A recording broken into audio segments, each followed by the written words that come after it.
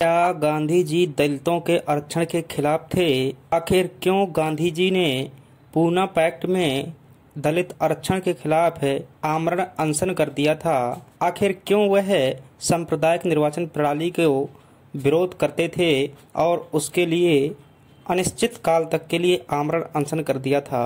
Hello दोस्तों, जानते हैं आज की कहानी में दलित आरक्षण को लेकर के जितना भी प्रयास डॉक्टर भीमराव अंबेडकर द्वारा किया गया था, उनके प्रयासों को शुरू से लेकर के पूना पैक्ट तक देखेंगे। साथ ही इसमें देखेंगे कि उनकी और महात्मा गांधी जी के बीच किस प्रकार से मतभेद हुए और किस प्रकार से राउंड टेबल कॉन्फ्रेंस में उन्होंने गांधी जी की बातों को काटते हुए आरक्षण के लिए समर्थन दिया। चलिए बात करते हैं फ्रेंड्स।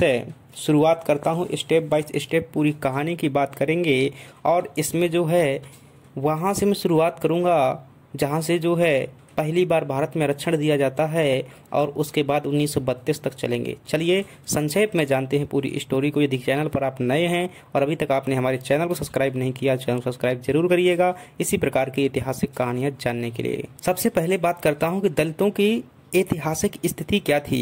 दोस्तों, प्राचीन काल से ही देखें तो भारत में यदि सबसे ज़्यादा भेदभाव किसी के साथ में हुआ था तो दलित और महिलाओं के साथ में हुआ था। उनकी भावनाओं के साथ में खेला जाता था।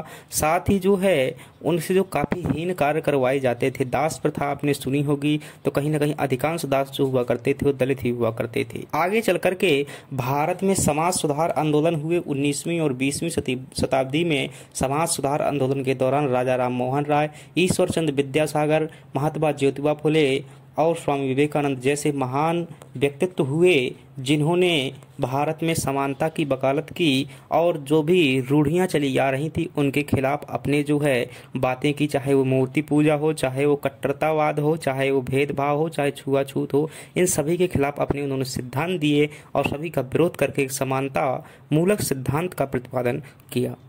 आगे चल कर के दोस्तों क्या हुआ, डॉक्टर भीमराव अंबेडकर हुए और डॉक्टर भीमराव अंबेडकर जो जी थे उन्होंने जिस प्रकार से जीवन निर्वाह किया, मतलब कि अपने जन्म से लेकर के एक शिक्षित और साक्षर व्यक्ति बनने तक, एक बड़े ओहदे तक पहुंचने तक उन्होंने जिस प्रकार से भेदभाव और छुआछूत का सामना किया वो उनके मन मस्तिष्क में बसा हुआ था। वह नहीं चाहते थे कि कालांतर में हमारी पीढ़ियां इसी प्रकार के भेदभाव का सामना करें।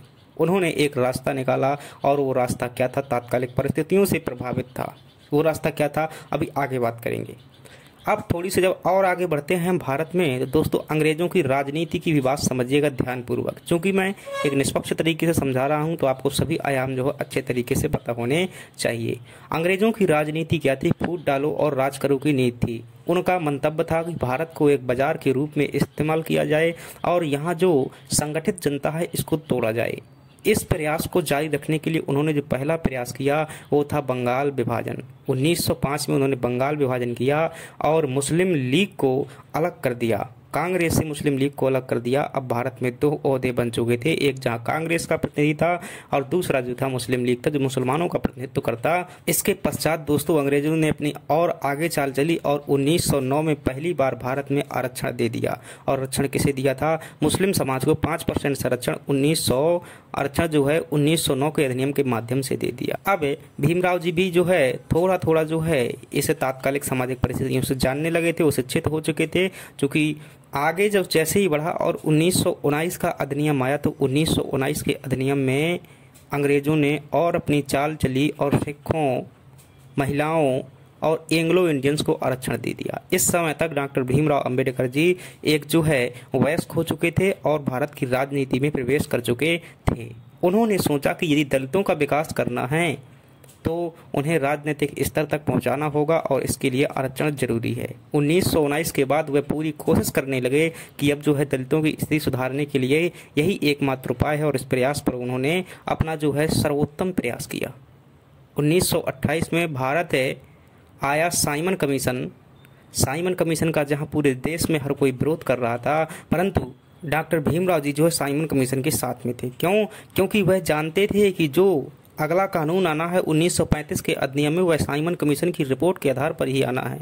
इसलिए साइमन कमीशन के साथ थे कौन? डॉक्टर भीमराव अंबेडकर, जिनकी कमेटी थी उसके सचिव हुआ करते। आगे चलकर के दोस्तों भारत में संवैधानिक स्थिति का जायजा करने के लिए राउंड टेबल कॉन्फ्रेंस का आयोजन किया गया और तीनों गोलमेज सम्मेलन यानी कि राउंड टेबल कॉन्फ्रेंस में अंबेडकर जी गए।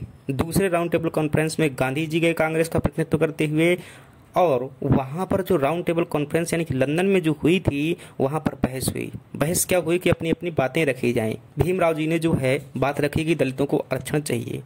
अंबेडकर जी ने जो मतलब गांधी जी थे इस बात के खिलाफ हुए और उन्होंने कहा यह आरक्षण नहीं दिया जा सकता।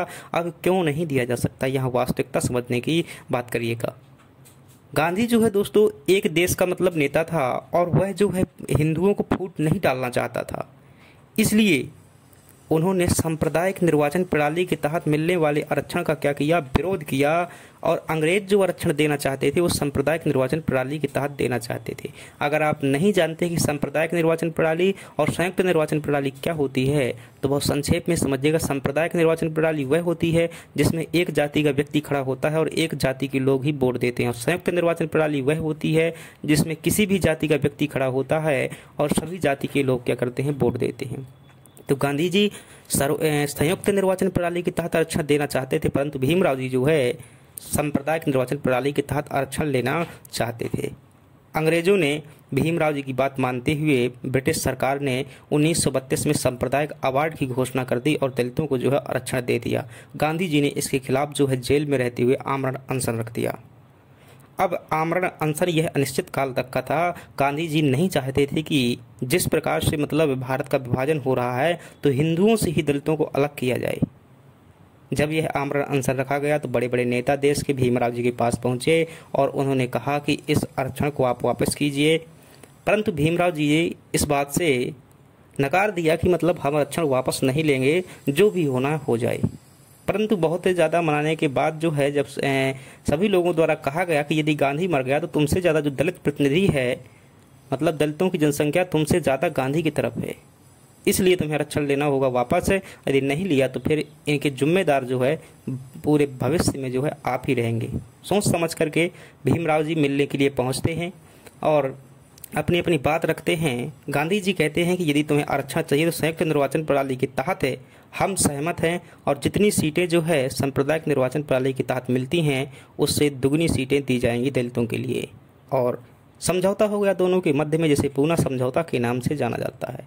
अब यहाँ पर कई जो है विद्वान लोग जो है अलग अलग तरीके से आपको बता देते हैं कि आरक्षण के खिलाफ थे। आरक्षण के खिलाफ थे बात सत्य है, परंतु वह सांप्रदायिक आरक्षण के खिलाफ थे जो कि एक अलग से दिया जाना था। यदि यह बात है उस दिन भीमराव जी की मान ली जाती और सांप्रदायिक निर्वाचन प्रणाली के तहत आरक्षण दे दिया जाता तो आज खेमा हिंदुओं से एक अलग वर्ग के रूप में होता जो हमेशा के लिए बना रहता। तो दोस्तों ये कहानी थी हमारी सांप्रदायिक निर्वाचन प्रणाली के तहत आरक्षण की, और मतलब अंततः 1932 में जो है आरक्षण मिल जाता है, परंतु संयुक्त निर्वाचन प्रणाली के तहत मिलता है।